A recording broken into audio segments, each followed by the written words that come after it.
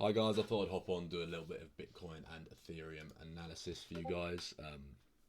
I did do a little video yesterday, but I wasn't able to record all of my ideas and theses. I didn't have the time to form a proper strategy. Loads of people were saying like, is ETH dying? Is ETH dying? I wanted to clear up the FUD yesterday. Now I've had time to look at the markets properly and everything that's going on. I've got some really good downside targets that I expect to be met and reversal points for the market. Little TLDR, if you couldn't bother to watch the whole video, Bitcoin and Ethereum will fall further. They'll fall down to these pink lines here before we see a reversal. That's a little TLDR. But just going over the markets, we saw this all-time high get made on Ethereum and Bitcoin, which was also at the same time a volume divergence. So if we take out a volume divergence, means this is the high, this is the previous all-time high. You take the volume from there, and this is a new all-time high. You go to the volume of that candle, which is down here. When you make an all-time high, you should be having volume support the all-time high. So when you make an all-time high, volume should also make an all-time high or a new high. If volume is lower than the previous high, which is, as you can see, much lower, it's just a clear indication that the market is not ready, volume is not ready to step in and push it to new highs. And that's why we were on Twitter calling out Bitcoin XRP shorts all the way back in the start of November. And yeah, I exited my XRP short way too early because I could have ridden it down to some crazy gains, but it's good to call that out. Just what I've got on my chart at the moment is I've drawn out the fixed range tool. If you want to know how to use this, you go onto trading view, you just type in fixed range, it's that simple. Fixed range, there you go. I favorited it, super nice tool. What this tool is it allows you to view price sideways, or view volume sideways I should say. So obviously you have the volume at the bottom of my chart, you have the normal volume, and then you have the fixed range tool which shows it sideways, which is really useful because it lets you see like what levels in price volume is highest at. So if you draw it out, clearly Ethereum, no matter where you draw, okay, if I go up here it's going to be closer, but anywhere from this order zone backwards, you'll see that this level, okay, it's fucking me off now, fuck's sake, that level is really important. This order zone down here, when you have the whole thing within the fixed range tool, it sticks around this level, sticks around this level, sticks around this level. A little bit lower if you draw it further back.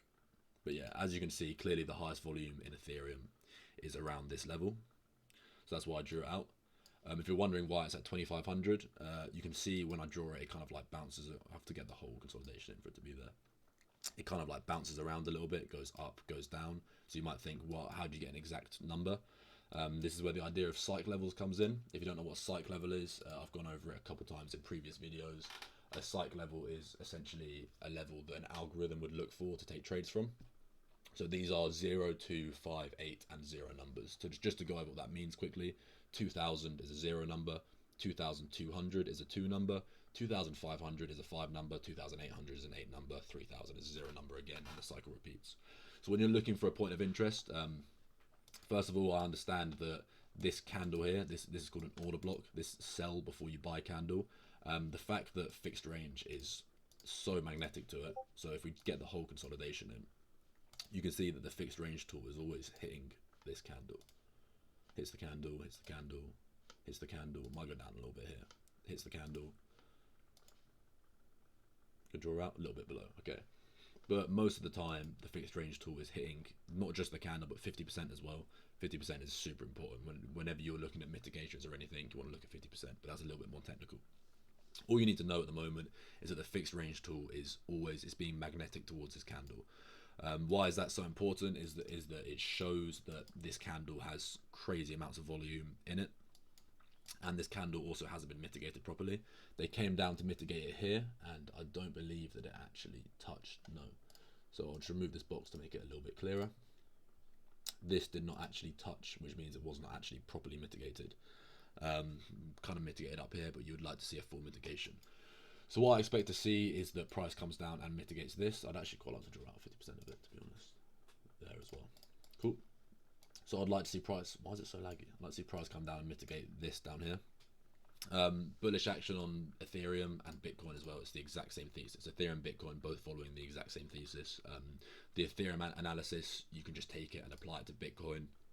I've used the 3500 level as a psych level. If we take the fixed range out, you'll see that it's exactly the same. Get the consolidation in. Okay, we'll have to get the full consolidation in. It's sticking to down here. That was a lot of volume upwards in there. There you go. If you get the full market in, it's showing that this is the point of highest volume.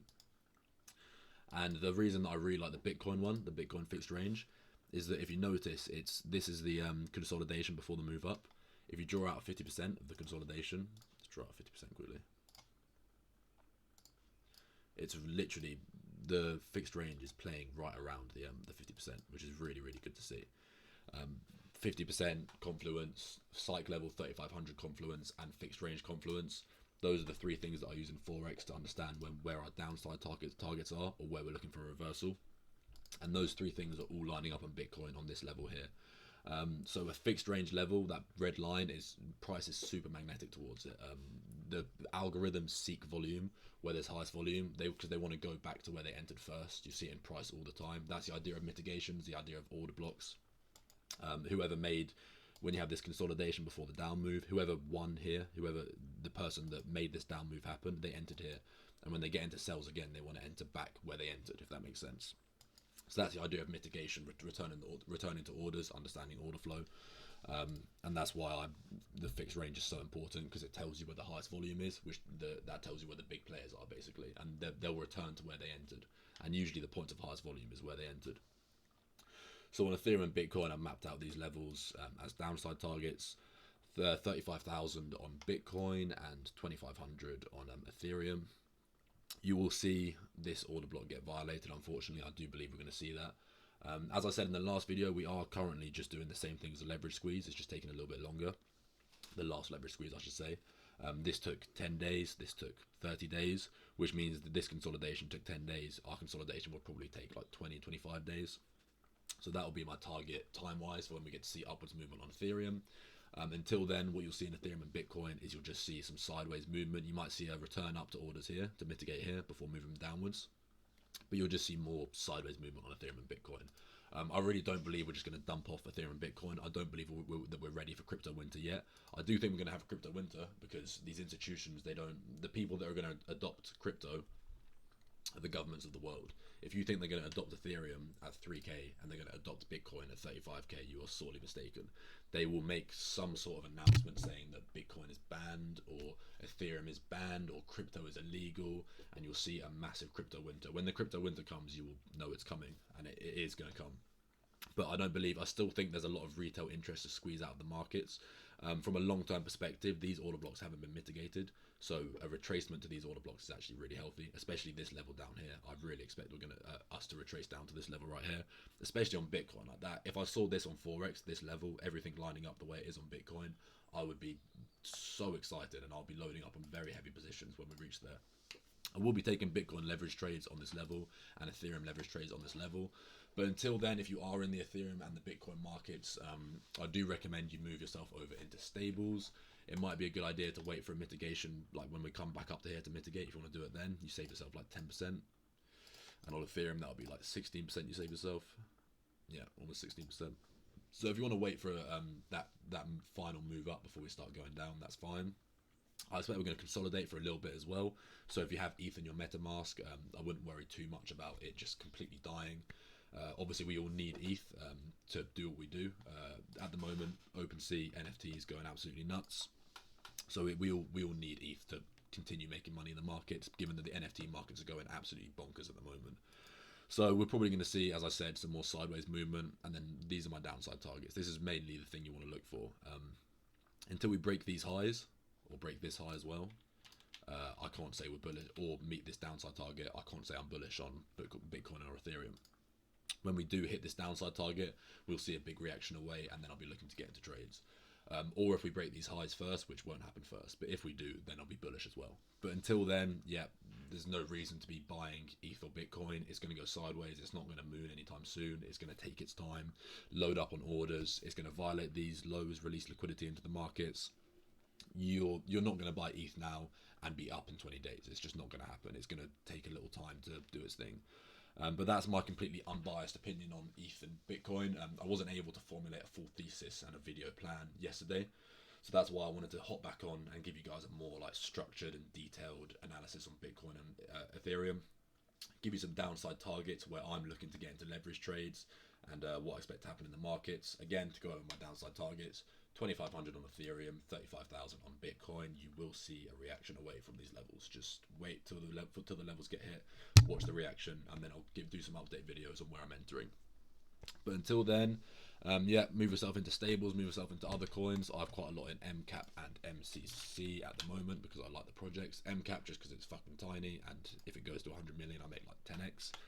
MCC because it's an incredible project and I love it. I really like MCC. It's returning to orders at the moment. This is the order zone that I mapped out as perfect orders, given that 2 all-time highs are here. So 50% of the entire range, and it has a really nice order block or order flow within it. So if you are looking to load up on other altcoins, I would probably recommend MCC. Would be my biggest recommendation. As always, this is not financial advice, and you should always do your own research. But I hope this gives you guys a little bit more of an idea of how I look at the markets and understand them. Again, just so we want really clear, this fixed range tool is your best friend. It's my favorite tool in the markets. I love it. It shows you volume at it gives you a line of volume. It's the easiest thing ever to trade with. I absolutely love it. So just to go over my confluences, we have the fixed range confluence, we have the 50% confluence of the zone, and we have the psych level confluence. My intuition as a trader just tells me that this level here is going to be our downside target. We're going to see a really nice reaction away from there.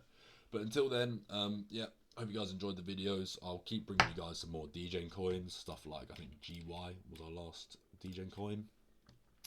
It reacted from my order zone quite nicely, and it is seeing a little bit of upside, which is nice. If any of you got into that, then cool. It's a nice little DJing play. I'm bringing guys some more DJing coins in the future, but yeah, I just had to do a proper serious video on Ethereum and Bitcoin, tell you guys my downside targets, and tell you guys what I expect from the markets. Thanks for watching, guys. Hope you enjoyed, and I'll see you in the next one.